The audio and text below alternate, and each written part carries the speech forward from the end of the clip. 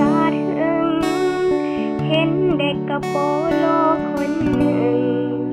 มีค่าต่อคำว่าฮักแต่อายหูบอกว่าน้องเป็นคนต้นทุนน้อยมา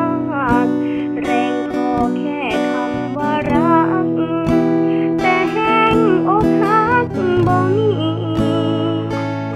เส้นทางบ่สวยรวยด้วยความท้อปัญหาคอยเอาปืนจ่อทุกข้อหมดทางหลบลี้บ่ยานบ่ฮักแต่ยานบ่ทนน้องจนนาทีทางเดียวที่พอจะมีที่ได้ตอนนี้ก็คือต้องฮักให้สุดใจ